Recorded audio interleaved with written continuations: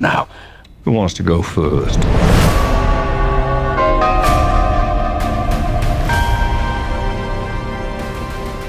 Greetings and salutations, guys. Here with my take on Wake Up Dead Man, the third film in the Knives Out franchise.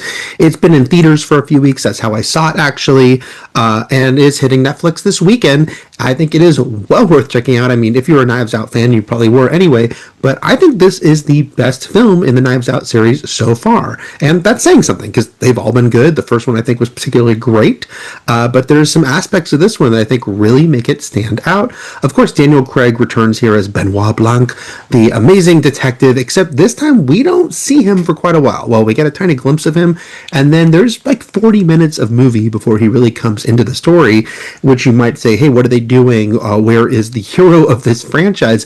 But the story that Rian Johnson has built this time out is so strong that you don't need him. I mean, you eventually need him, and when he's there, he's great. But I don't think you feel like, oh my God, this movie isn't going anywhere until I see Benoit Blanc. In fact, I think that it's a completely enthralling film, both with him and without him. Josh O'Connor stars here as a young priest who is sent to a small town's small church where he is serving alongside another reverend played by Josh Brolin. Of course, there has to be a death, has to be a murder that's going to occur, and now eventually Benoit Blanc will show up to try to solve this. But in the meantime, we meet all the parishioners, we meet all these people that are going to serve as our group of suspects, and eventually get to an interesting place where when Benoit shows up, he is going to kind of do his investigation alongside Josh O'Connor's character, that the two of them are kind of partners here in this murder investigation. First and foremost, what makes this all work is that Josh O'Connor is so great in the movie. I only had seen him in Challengers before, which I thought he was really good in as well, but he really holds the screen here, playing this young man who is, trying his best, doing this job, but is really being pushed to the limits by the way Josh Brolin's character treats him, and the interaction between the two of them, and how he's definitely trying to get a rise out of this young priest.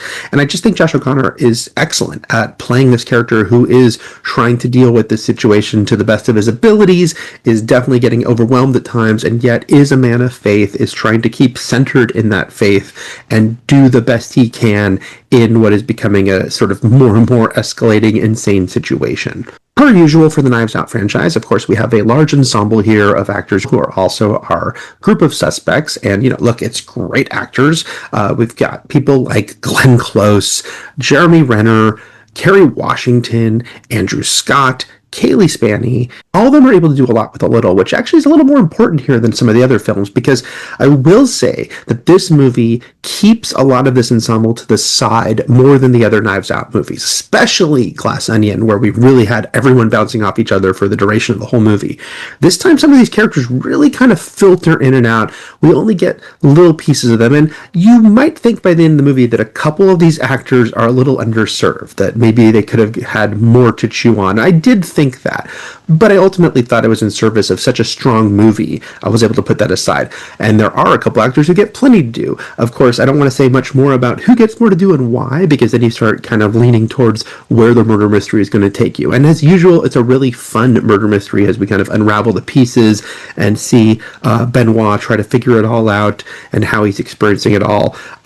In the context of having this partner this time, with the two of them really serving as co-leads here. Josh Brolin is great, has our murder victim here, who is really kind of turned to a fire and brimstone approach to his sermons, and we kind of see some really interesting glimpses of that, and how fierce he can be, and why that might get a rise out of people. The first two Knives Out movies really had a big focus on class and wealth, and how, the haves might treat the have-nots, and definitely had some very fun elements involving that, very funny scenes involving that, and how some of these people are so clueless in their wealth and power. This movie is not about that at all, actually. It takes a very different direction that I actually appreciate. I think it is time to mix up the formula and to mix up the kind of characters we're dealing with, especially with the center on a priest. And this movie is a lot about faith versus facts, and how someone like Benoit is going to deal with a situation like this.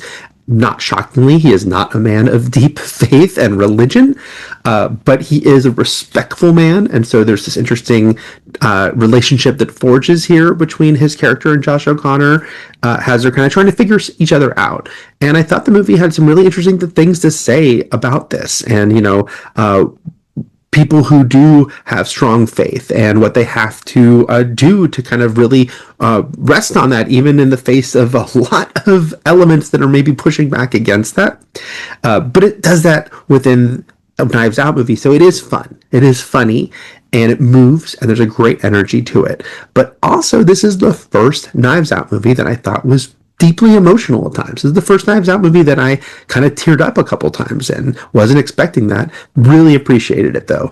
There are some moments here where we take some swerves, take some turns with characters. There's one scene in particular with Josh O'Connor where he's talking to a character on the phone, and their conversation goes down a very different path than it seems it's going to when it begins. And it's wonderful. And it really shows, I think, Rian Johnson gives a lot of empathy to these characters. And as much as it's operating at a heightened level and it's a comedic, murder mystery, he also does see these as fully rounded characters. Maybe in some respects, the most of the Knives Out series, certainly with a couple of them, I think. And I thought that it was just kind of a little bit of a deepening of the series without losing the things that we love. And Rian Johnson is just so skilled visually as well. There are some really wonderful flourishes throughout this movie, some operatic moments, there's some flashbacks. He kind of really gets to go big stylistically here. We're in this church setting. He gets to lean into almost a gothic feel with some of it, and I really appreciated those moments where he kind of does a little signature move or really gets to show off as something happens, something that really pops off the screen. Daniel Craig is still excellent, clearly having a ball as this character. We take a little bit of a step back with him, not just because he hasn't come into the movie until 40 minutes in, but I think the second movie gave us more of a look at his home life, literally, and a little bit more facets. We get little glimpses here, we get little elements of dialogue he throws out that we can try to piece together more of the history of this character. But look, Rian Johnson's a big fan of a character like Columbo, which is clear with his show Poker Face, who, we only get these little bits of his backstory, his home life, what it is that kind of makes him tick. And that is always intriguing, but it shouldn't be the center of the series. And who knows, maybe one movie will kind of completely shift it up. It will. But for now, I think that this works really well, the way it operates, and letting Josh O'Connor take such a center stage here and then see how Daniel Craig as Benoit Blanc reacts to him and reacts to this situation, and what the relationship is like between these two characters as it goes. So yeah, I really had a blast with this. I was going into it like, okay, this will be fun, another Knives Out movie, but I came out of it thinking, this is not only my favorite one of the series, but this is like one of my favorite movies of the year. I just thought it had such a good energy to it. I thought it had some real impact to it. I thought it, that the emotional aspects of it, I was really pleasantly surprised that were present and really landed. So again, it'll be on Netflix this weekend, but if you can see it in the theater, you should.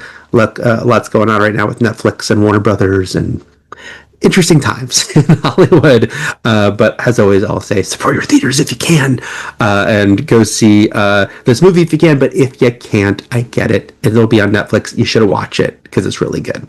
All right, guys, that's it for now. If you can like and subscribe, that would be great. Thanks a lot. Take care.